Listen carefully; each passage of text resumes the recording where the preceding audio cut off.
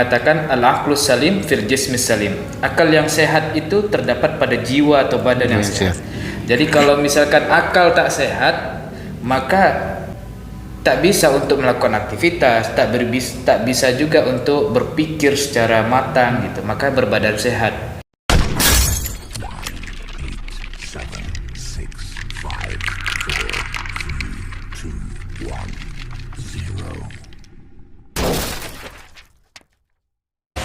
Bismillahirrahmanirrahim. Assalamualaikum warahmatullahi wabarakatuh. Kembali lagi bersama HB Official di Alila Podcast. Hari ini kami ada kedatangan kedua tamu, salah satu santri dari Pondok Gontor ya, Pondok Pesantren Gontor. Sebelum kita lanjut, jangan lupa like, komen, dan subscribe HB Official agar tidak ketinggalan podcast terbaru dari kami. Terima kasih. Ya baik, sebelum kita lanjut mungkin ada perkenalan dulu dari kedua narasumber saya pada kesempatan kali ini di Alila Studio Podcast. Ada saudara kita berdua ini, mungkin perkenalan dulu biar teman-teman bisa tahu, oh ternyata alumni dari Pondok Pesantren Gontor. Mulai saya dulu. Boleh. Bismillahirrahmanirrahim. Assalamualaikum warahmatullahi wabarakatuh. Cut dulu ya.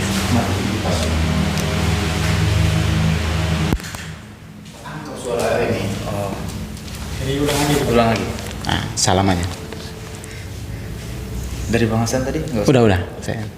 Bismillahirrahmanirrahim. Assalamualaikum warahmatullahi wabarakatuh. Waalaikumsalam warahmatullahi wabarakatuh. Bismillah. Perkenalkan, nama saya Lalu Muhammad Zahid Arsyadi, bisa dipanggil Zahid. Kebetulan saya alhamdulillah sempat mondok di Pondok Modern Darussalam Gontor.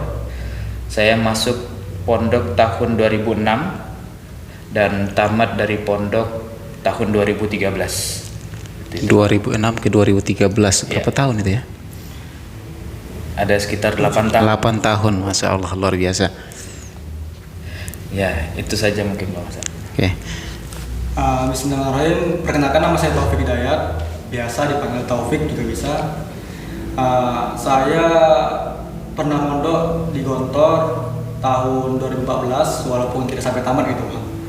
Alhamdulillah dari Pondok Modern Gontor yang membentuk saya sampai saat ini gitu. Mungkin itu saja. Oke. Ya baik, sekarang dengar-dengar Abang Zahid ya, pengurus Ikatan Keluarga Pondok Modern. Tapi sebelum kita bahas ke situ, mungkin ada beberapa hal yang mungkin mau saya tanyakan nih, tentang ketika Bang Zahid dan Bang Taufik mondok di Pondok Modern Gontor ya. Di sana itu ada nggak kendala ketika mondok, antara susah senang, bagaimana keseharian di pondok itu seperti apa, kegiatannya apa saja, mungkin bisa disampaikan. Baik. Pertama, kalau misalkan ngomong tentang kesan susah senangnya di pondok, pasti semuanya merasakan Bang Hasan. Saya tahun 2006 di mana waktu itu teknologi belum canggih seperti saat ini Bang Hasan. Untuk informasi masuk pondok dulu memang susah sekali. Kebetulan almarhum bapak saya itu ada teman, anaknya kebetulan mondok di Gontor waktu itu. Jadi singkat cerita, ayah saya bilang nanti tamat SD, ayo masuk pondok gitu.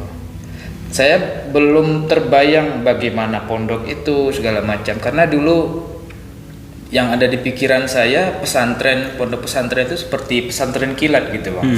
Nah, gitu.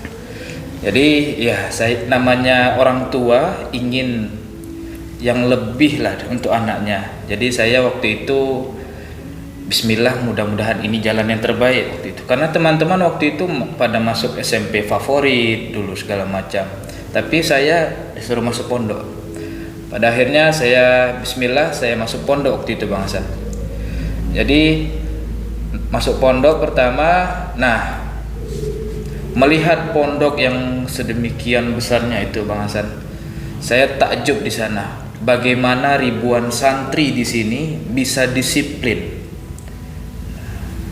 bisa belajar dengan betul, bisa mengamalkan apa yang disampaikan oleh kiai. Itu luar biasa. Dari situlah saya takjub pertama. Selang berapa lama, nah barulah mulai terlihat, oh ternyata pondok seperti itu. Kita mandi harus antri, makan harus antri. Belum lagi nanti kalau misalkan kita ke masjid, itu kalau sudah bel kita harus lari supaya tidak terlambat. Jadi yang biasa kita di rumah santai, yang biasa kita di rumah ya seenaknya kita lah. Di pondok kita belajar disiplin, terikat oleh waktu. Itu mungkin yang membuat orang berpandangan pondok itu susah gitu Bang Hasan. Pondok itu serba disiplin, ini segala macam diatur. Tapi sebaliknya itu adalah pembelajaran bagi santri agar lebih disiplin terhadap waktu. Seperti dalam patah mengatakan, al-waqtu asmanu minadz zahab. Waktu itu lebih mahal, lebih berharga daripada emas, seperti itu Bang Hasan. Mungkin itu susah-susahnya saya dulu awal-awal masuk pondok gitu Bang Hasan. Seperti itu. Oke, Bang Taufik. Kalau saya itu Bang, tahulah kan saya masuk ke pondok itu ketika tamat SMP gitu Bang. Kenapa saya masuk ke pondok itu? Ya awalnya pergaulan saya atau kenakalan saya waktu SMP itu benar-benar di tingkat yang lebih parah gitu misalnya. Bahkan saya di SMP dulu 20 poin lagi saya mau kena DO itu. Karena poin saya pada saat itu masih ingat 980 poin. Saya sekolah dulu di SMP itu Nurul Muhajir gitu Bang. Kemudian ya namanya waktu SMP kan mencari jati diri, mencari yang enak-enak gitu Bang ya. Penasaran terhadap perempuan itu seperti apa rasanya dan segala macam gitu Bang. Singkat ceritanya ketika itu saya nanya wakil kepala sekolah itu nanya kepada saya gitu, di kelas, dia bilang, Taufik, setelah SMP mau lanjut SMA di mana? Saya diam tuh Bang, belum mikir kan. Walaupun dulunya saya udah tahu nih Pondok Gontor, karena pernah saya searching juga gitu Bang. Kemudian karena saya melihat pengalaman saya dan saya berpikir, ini kalau saya masih lanjut di SMA mungkin saya nanti jadi bapak orang gitu. Oke, saya langsung bilang tamat SMA mau masuk Pondok Gontor. Itu semua orang kaget dengar itu Bang. Karena kan di mata orang kan Gontor itu kan terkenal dengan disiplinnya, sedangkan saya kan orang yang bandel seperti saya kan gak mungkin lah bertahan di sana gitu Bang. Dan susah untuk masuk ke sana gitu Bang. Kemudian yang membuat saya takjub dengan Gontor itu, pertama kali saya meminta kaki di Gontor itu, saya melihat semua administrasi dari calon-calon santri mau mendaftar itu semua yang ngurusnya santri Gontor. Tidak ada turut campur ustadz mungkin di balik layar, tapi yang di lapangannya adalah santri-santrinya yang mengerjakan semua administrasi gitu Bang. Kemudian yang paling saya takjub itu ketika saya melihat tulisan ke Gontor, apa yang kau cari? Untuk sekarang mungkin saya berkata itu pertanyaan paling fundamental dalam kehidupan gitu Bang. Yaitu kalau bisa dianalogikan dalam kehidupan, hidup itu apa yang kau cari gitu Bang. Sama seperti Gontor, ke Gontor apa yang kau cari gitu Bang. Ya di situ saya mulai berpikir atau istilahnya mencari sebenarnya di Gontor ini saya mau cari apa. Kalau saya mau cari ilmu nggak perlu ke Gontor, di Google pun banyak ilmu gitu Bang. Kalau mau nyari pendidikan ya masih banyak pendidikan yang lebih bagus daripada di sini gitu Bang. Tapi saya mungkin Ustaz Zahid kan pernah dengar lah kata kiai kan di Gontor ini cuma menyediakan kunci. Sedangkan yang membuka pintunya adalah kamu sendiri.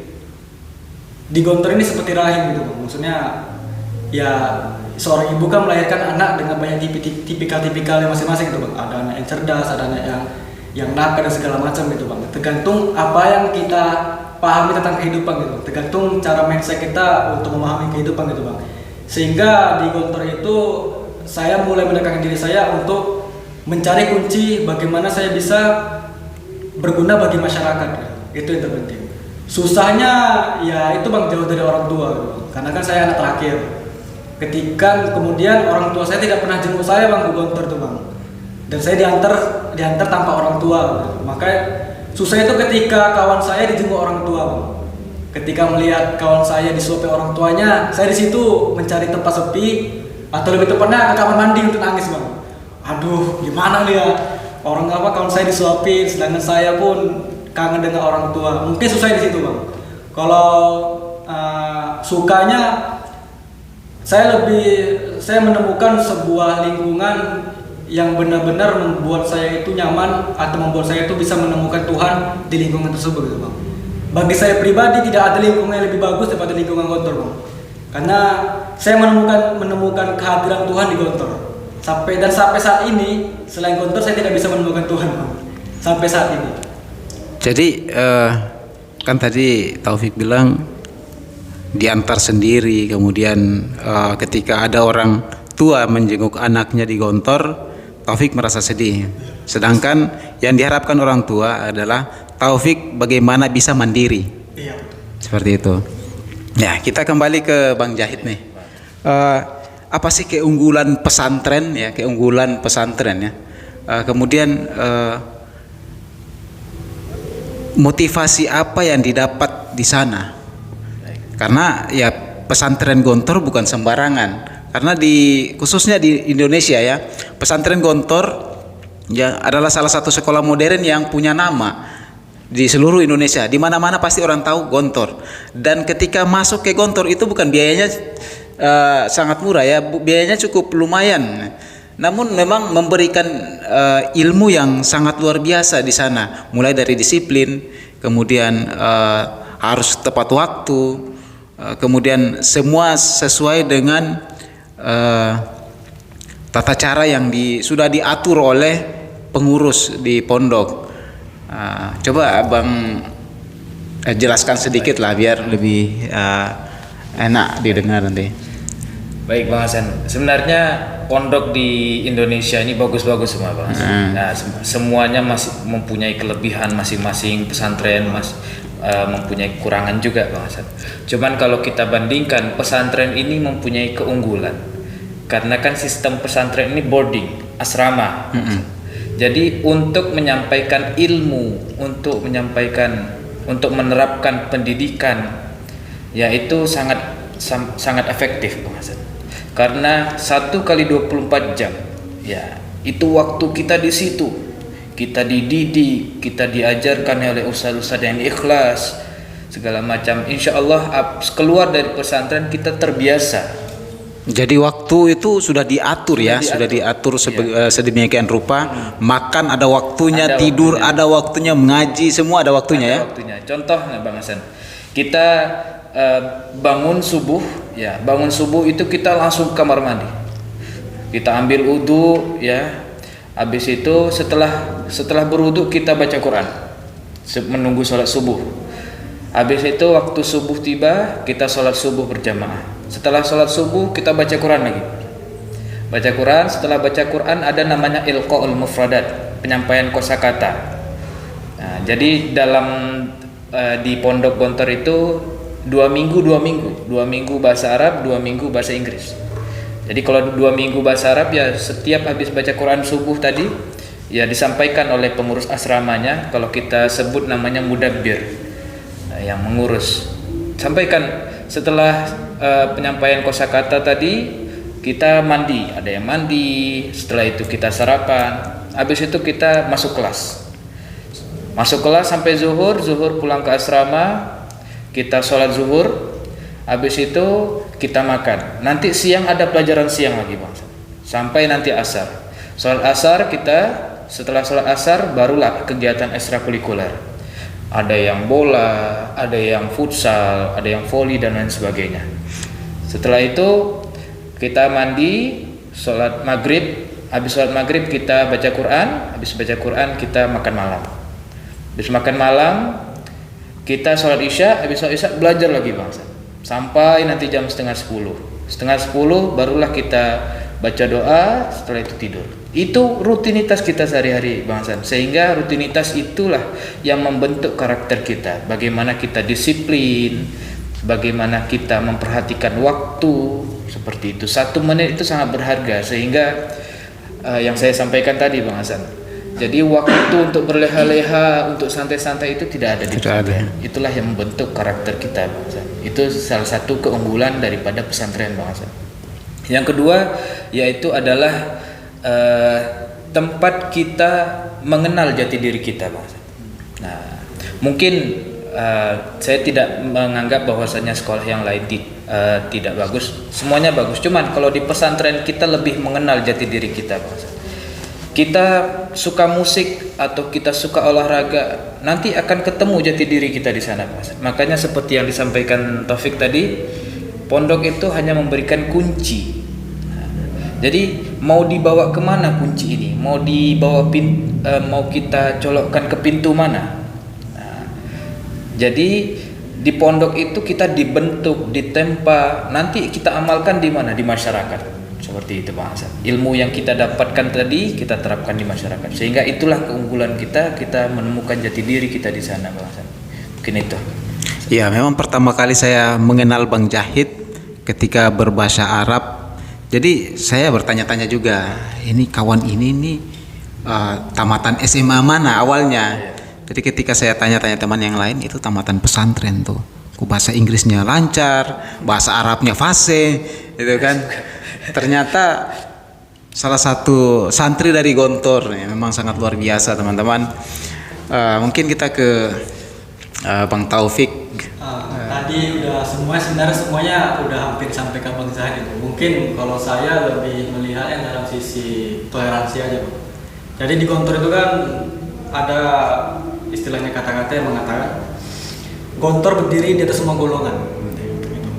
Jadi kalau misalnya sekarang kita ribut-ribut masalah toleransi segala macam, di Gontor sudah diajarin toleransi Bang. Jangankan dengan orang lain gitu Bang ya. Jangankan dengan agama yang lain gitu Bang. Bahkan di antara Islam kan banyak mazhab-mazhab gitu Bang. Gontor menerima semuanya gitu Bang. Misalnya subuh, mau subuh itu pakai istilahnya doa kunut atau tidak itu terserah. Yang penting makmumnya mengikuti imam. Jadi ya sampai sekarang gara-gara di Gontor saya diajarin untuk berpikiran itu Bang, misalnya ada berpikiran bebas Bang. Iya. Tapi kan sebelum berpikiran bebas kan kita harus berwawasan luas gitu Bang. Moto pondok. Itu moto pondoknya Bang. Nanti mungkin Bang Zaid bisa lah nanti memberikan, saya nggak hafal juga, nggak hafal dua itu aja Bang. Ya dari semenjak itulah ketika saya sekarang sampai saat ini saya berada, ketika ada orang yang golongannya ini, golongannya itu, saya tidak bisa menyalahkan. Berarti sudah tahu lah ya. Sudah tahu, dari Gontor pun sudah mengajarkan nggak apa-apa kamu nggak pakai kunut. Yang penting ya syarat-syarat sholat musah gitu Bang. Ya nggak apa-apa kamu kalau pakai kunut dan segala macam. Yang penting wudhu musah. Yang penting niatmu karena lillahi ta'ala udah. Karena yang penting kan kita istilah beribadah itu kan merujuknya pada dalil. Semua orang juga punya dalil. Yang tidak punya kunut juga punya dalil. Yang punya kunut juga punya dalil gitu Bang. Jadi sampai sekarang pun ketika ada orang yang bagaimana kita lihat lah atau berbeda pandangan dengan kita, saya maklumin karena dia mempunyai dasar, saya juga punya dasar. Masa gara-gara kita saling punya dasar kita berantem gitu Bang. Di Gontor itulah yang mengajarkan saya seperti itu Bang.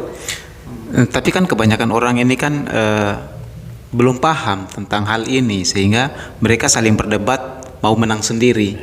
Padahal ketika kalau kita sudah tahu, itu sebenarnya hal yang biasa gitu, hal yang wajar. Menariknya di Gontor Bang, kita juga diajarin berdebat Bang. Mungkin ada namanya Muhadaroh, tapi ada klubnya gitu Bang, ada yang khususnya. Jadi kita berdebat misalnya masalah rokok segala macam.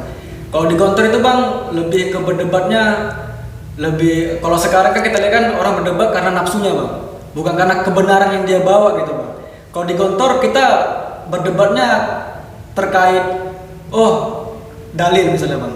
Ternyata dalilnya lemah gitu Bang, doib gitu. Sedangkan dalil saya yang kuat, berarti dalil inilah yang harus kita pakai gitu Bang. Sedangkan yang di masyarakat kita berdebat itu tidak menggunakan dalil, yang kita perdebatkan adalah kebenaran masing-masing, kebenaran subjektifnya, sehingga kita istilahnya timbullah kekacauan, timbullah saling sikut-sikutan, timbullah saling gesek-gesekan gitu Bang. Dan saya diajari dari Gontor ya harus seperti itu Bang, menerima semua pendapat orang. Yang penting dia punya dasarnya gitu Bang, yang jelas gitu. Berarti di Gontor memang semua mazhab masuk. Masuk semua. Iya. Nggak ada Kita ke Bang Jahid nih. Iya, Pak Hasan. Selama di Gontor ya, itu selama Bang Jahid sebelum Bang Jahid masuk di Gontor dan pengen masuk ke pondok pesantren modern di Gontor, itu atas kehendak Bang Jahid sendiri atau atas kehendak kedua orang tua? Iya, Pak Hasan. Pertamanya saya kehendak orang tua, Bang Hasan. Saya jujur saya bukan dari background sekolah Islam. Saya dulu sekolah negeri, Bang Hasan. Cuman alhamdulillah orang tua saya ibarat kata selalu menekankan kepada Islam. Sehingga saya waktu tamat SD langsung diarahkan ke pondok. Awal mulanya saya nggak betah, Bang Hasan. Saya dulu sempat tinggal kelas 2 kalau kelas 2 KMI. Kalau di luar ini ya 2 SMP, Bang Hasan. Saya tinggal kelas waktu itu karena saya awam tentang bahasa Arab. Habis itu pelajaran-pelajaran fikih, tajwid itu betul-betul awam, Bang Hasan. Sehingga waktu saya nggak naik kelas itu ibu saya menanyakan seperti ini, masih mau lanjut di pondok atau tidak? Waktu itu saya ingin berkata tidak dalam hati, Bang Hasan. Tapi kembali lagi saya ingat bagaimana perjuangan orang tua saya mengantarkan saya ke pondok. Itu zaman dulu tiket pesawat ya masih mahal, Bang Hasan ya. Jadi saya naik kapal waktu itu, Bang Hasan. Naik kapal Kelut dari Batam kita ke Jakarta dulu. Jadi kebetulan almarhum bapak saya ini cuma dapat info Gontor itu di di Ngawi waktu itu. Jadi dari Jakarta kami charter mobil ke Jogja. Di Jogja itu baru nanya, Mas, Ngawi di mana ya? Loh, mau kemana Pak? Mau ke Gontor. Oh, akhirnya ditunjuk lah. Oh, naik bis ini. Waktu itu saya masih ingat bis Mira, Bang Hasan. Jadi naiklah. Memang tulisan Gontor, Bang Hasan, tapi ada lanjutannya, Gontor Putri. Oh itu. Oh, jadi di Gontor itu ada, jadi dia nggak campur ya. Kalau putri khusus putri, yang putra khusus santri. Khusus putra. Jadi jauh lagi, Bang Hasan, jarak antara Gontor Putra dan Gontor Putri. Waktu itu Gontor Putri di Ngawi, Gontor Putranya di Ponorogo, Bang Hasan. Jauh ya. Jadi waktu itu ya mau gimana lagi, namanya Gontor Putri nggak mungkin kita paksa masuk kan. Jadi akhirnya kami malam-malam itu kalau nggak salah jam 9 malam itu nyari bis. Bang Hasan tahu sendiri kalau malam itu kita nyari bis susah, Bang Hasan. Lampunya macam lampu bis tapi ternyata truk. Nah, kita jadi sering salah berhentikan bis itu, Bang Hasan. Alhamdulillah waktu itu dapat bis tapi tujuan Madiun. Sampai di Madiun naik taksi ke Ponorogo. Nah, di sanalah barulah ketemu Gontor Putra, Bang Hasan. Begitulah perjalanan orang tua saya mengantarkan saya ke pondok, sehingga saya berpikir kembali, wah, ini kalau misalkan saya berhenti, berapa biaya yang telah dikeluarkan orang tua saya untuk masukkan saya ke pondok. Akhirnya saya pasangkan niat, bismillahirrahmanirrahim, saya belajar di pondok lillahi ta'ala. Alhamdulillah akhirnya saya lulus, Bang Hasan. Alhamdulillah. Seperti itu. Memang luar biasa ya, butuh perjuangan. Namun sekarang ini kan gampang, siapa mau masuk pondok, khususnya di Gontor sangat mudah lah, karena di mana-mana sudah ada yang menghandle ya, ibaratnya CEO-nya udah ada di CEO ya. Apa namanya biasanya? Kalau kita alhamdulillah pondok alumni sudah banyak. Alumni ya, memang di mana-mana, bahkan sampai di Indonesia Timur pun alumni Gontor banyak juga. Jadi memang kekompakan dari alumni itu memang komunikasi lancar ya, Bang ya. Jadi memang Gontor di mana-mana saya dengar Gontor, Bang. Memang tadi saya sempat nanya dan sempat sampaikan pondok pesantren modern itu Gontor.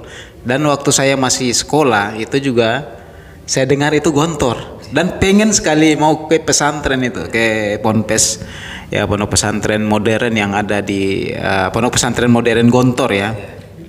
Namun belum kesampaian dan tidak kesampaian. Akhirnya sampai di sini ya, ternyata alhamdulillah Punya teman narasumber saya kemudian punya teman juga lulusan Gontor, dan awal mulanya juga saya nggak percaya nih kok beliau nih kok bisa bahasa Arab, bahasa Inggris pun lancar. Kalau saya bahasa Arab, bahasa Inggris apalagi gitu kan. Tapi ternyata dengan ini, wah sangat luar biasa. Berarti ilmu yang didapat di sana bukan main-main begitu kan. Kemudian waktu juga diatur, tidur. Ya ini saya mau tanya nih, tidur ya, waktu istirahat malam nih ya. Itu kira-kira berapa jam itu Bang? Ya kita kalau santri baru Bang Hasan ya, mungkin mungkin tidurnya tepat waktu Bang Hasan. Cuman kalau sudah santri lama, apalagi kita sudah kelas 5, karena di Gontor itu diajarkan organisasi juga Bang Hasan. Organisasi. Saya alhamdulillah dulu di Gontor saya berkesempatan menjadi ketua organisasi dulu. Jadi kalau udah senior itu, malah justru jam tidur kita kurang Bang Hasan. Karena kita lebih mementingkan anggota kita terlebih dahulu. Contoh saya pengurus asrama misalkan. Saya tunggu anak-anak tidur gitu, yang kelas 1, kelas 2 tidur, nanti baru kita tidur. Disitulah diajarkan berorganisasi, sehingga itu juga yang membentuk saya alhamdulillah sampai sekarang ini Bang Hasan. Tidur ya 4 jam lah, sekitar 4 jam gitulah Bang Hasan, 4 jam 5 jam lah. Kalau menurut studi ya insya Allah cukup lah. Orang ulama-ulama dulu saja bahkan tidurnya hanya 1 jam kadang. Ya, kita sebagai santri tidur 5 jam itu insya Allah sudah cukup lah. Ya memang salah satu filosofi tidur lambat bangun cepat ya. Jadi Bang Taufik, bagaimana untuk closing statement terkait selama di pondok pesantren Gontor? Ini agak bingung kalau closing langsung ngomong. Intinya ini kita ngambil pengalaman dari Gontor Bang ya. Selalu dibilang itu apapun yang kita jalanin itu ya harus melibatkan Tuhan gitu Bang. Maksudnya ya kalau misalnya kita mau kuliah atau mau kita kerja, kita libatkan Tuhan, maka Tuhan akan mempermudah urusan kita Bang. Kayak misalnya ya seperti di Gontor juga bilang bahasanya kan ada manjada wajada gitu Bang, mansobaru jofiro, tapi jauh dari itu kan fundamentalnya adalah melibatkan Tuhan gitu Bang. Kita percuma juga manjada wajada tapi tidak pernah melibatkan Tuhan juga percuma gitu Bang. Ya tapi bagi saya Bang, untuk khususnya untuk anak pondok-pondok semuanya, bukan untuk Gontor aja Bang ya, tersesatnya santri Bang, itu pasti bakalan balik juga ke jalurnya gitu Bang. Karena dia punya dasar Bang. Beda sama orang yang tidak punya dasar keagamaan Bang. Dia tersesat, dia susah balik. Tapi kalau orang yang pernah mondok, yang pernah nyantri, dia bisa tersesatnya misalnya terjerumus ke misalnya kemaksiatan atau ke clubbing, atau misalnya ada juga yang sempat jadi ateis gitu Bang. Dia bakalan balik ke asalnya Bang, karena dia sudah punya dasar. Ujung-ujungnya kalau misalnya jadi ateis, misalnya ujung-ujungnya ketika dia sudah capek dengan pikirannya, ujung-ujungnya juga bakalan, oh ternyata adanya Tuhan, karena dengan adanya Tuhan, dengan saya percaya sama Tuhan, hidup saya lebih nyaman daripada saya tidak mempercayai Tuhan. Saya mencari Tuhan dari buku A, saya mencari Tuhan dari orang-orang, tapi tidak ketemu-ketemu, ya sudah saya yakin aja. Ujung-ujungnya seperti itu juga Bang. Kalau misalnya yang dia punya basic dari pesantren gitu. Intinya kalau misalnya kita mau sekolah di pondok, ya pertama harus izin orang tua gitu Bang. Ya kalau saya kan dulu kan ibu kan susah melepaskan saya gitu Bang. Ya saya 2 tahun di pondok gitu Bang, nggak kayak Bang Zaid kan sampai 8 tahun gitu Bang. Saya 2 tahun, kalau dibilang tinggal kelas, saya juga tinggal kelas gitu Bang. Bahkan ketika saya di pondok Gontor di Ponorogo gitu Bang, saya naik kelas itu karena punya adab Bang. Jadi kan kalau di Gontor kan ada istilah al-adabu fawqa ilmi gitu Bang. Istilah adab lebih tinggi daripada ilmu gitu Bang. Jadi saya di Ponorogo naik kelas itu bukan karena nilai saya bagus itu, enggak, karena saya punya adab. Ketika saya di Gontor 5 itu di Banyuwangi Bang ya, saya tinggal kelas Bang, walaupun nilai saya bagus, tapi saya tidak punya adab Bang sama Ustaz Bang. bagaimana ustaz itu tahu saya punya adab atau tidak? Misalnya di Gontor kan ada namanya belajar pagi gitu bang ya. Saya nggak pernah datang gitu bang. Saya lebih mementingkan diri saya egois bang. Saya lebih memilih nyuci daripada ke ustaz untuk belajar bang. Maka saya tinggal kelas gitu. Nah, tinggal kelas itulah barulah saya pindah dari Gontor ke Indramayu untuk sekolah gitu bang. Ya untuk closingnya mungkin adab itu lebih penting daripada ilmu bang. Oke, siap. Bang Jahid. Saya menambahkan sedikit Bang Hasan ya dari tadi. Kenapa adab itu penting? Karena itu termasuk moto pondok juga Bang Hasan. Jadi moto pondok kami itu pertama berbudi tinggi. Kenapa berbudi tinggi yang paling utama? Karena al-adabu asasun najah. Karena adab itu adalah pondasi daripada sebuah kesuksesan. Kalau kita setinggi apapun ilmu kita, tapi kita tidak mempunyai adab, itu sia-sia Bang Hasan. Orang juga tidak akan pandang kita hebat karena kita tidak mempunyai adab. Yang kedua yaitu adalah berbadan sehat. Jadi seperti patah mengatakan al-aqlus salim fil jismis salim. Akal yang sehat itu terdapat pada jiwa atau badan yang sehat. Jadi kalau misalkan akal tak sehat, maka ya kita nggak bisa untuk badan tak sehat segala macam, itu kita tak bisa untuk melakukan aktivitas, tak bisa juga untuk berpikir secara matang gitu. Maka berbadan sehat. Yang ketiga yaitu berpengetahuan luas. Nah, jadi berpengetahuan luas ini maksudnya adalah ilmu itu tidak ada batasnya Bang. Ibarat kata lautan, ya sebanyak itu pun ilmu. Jadi tidak ada batasan ilmu. Maka di Gontor diajarkan berpengetahuan luas, ilmu apapun saja pelajari. Yang terakhir barulah berpikiran bebas. Jadi kenapa berpikiran bebas ini di akhir setelah berpengetahuan luas? Jadi kita berpengetahuan luas dulu, baru kita berpikiran bebas. Jangan berpikiran bebas dulu baru kita berpengetahuan luas. Nanti jadinya dolal. Nanti sesat jadinya Bang Hasan. Seperti itu saya luruskan. Untuk closing statement saya yaitu tidak semua anak pesantren itu menjadi anak yang sukses, tidak. Pondok itu hanya memberikan kunci yang sudah disampaikan tadi, ya. Ujian sebenarnya, kesuksesan sebenarnya seorang santri itu bagaimana dia di masyarakat. Jadi ada patah mengatakan al-ilmu bila amalin kasyajari bila thamarin. Ilmu tanpa diamalkan bagaikan pohon tak berbuah. Nah, jadi kalau kita sudah dapat ilmu tak kita amalkan kepada masyarakat, sia-sia, bagaikan pohon tak berbuah. Jadi tumbuh aja nggak ada buah, nggak ada hasil.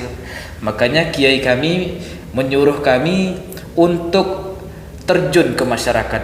Nah, di masyarakat itulah baru kita temukan ujian sebenarnya, pelajaran sebenarnya. Jadi pondok itu hanya memberikan kunci untuk kita membuka pintu tadi, seperti itu Mas Hasan. Iya, berarti ilmu amaliyah, amal ilmiah seperti itu ya? Iya, seperti itu Bang Hasan. Jadi ilmu itu harus diamalkan. Iya, memang tadi disampaikan bahwa adab lebih utama daripada ilmu. Memang betul. Karena orang berilmu belum tentu beradab. Ya. Kalau orang berilmu pasti banyak. Di mana-mana orang anggota dewan, presiden, ya kemudian orang-orang yang korupsi itu berilmu semua. Orang berilmu makanya mereka bisa duduk di atas kursi yang empuk di dewan sana. Tapi yang korupsi karena nggak beradab. Mungkin itu saja closing statement dari kami. Kami mohon undur diri. Saya Hasan. Saya Zahid. Saya Taufik Hidayat. Wabillahi taufiq wal hidayah. Wassalamualaikum warahmatullahi wabarakatuh. Waalaikumsalam warahmatullahi wabarakatuh.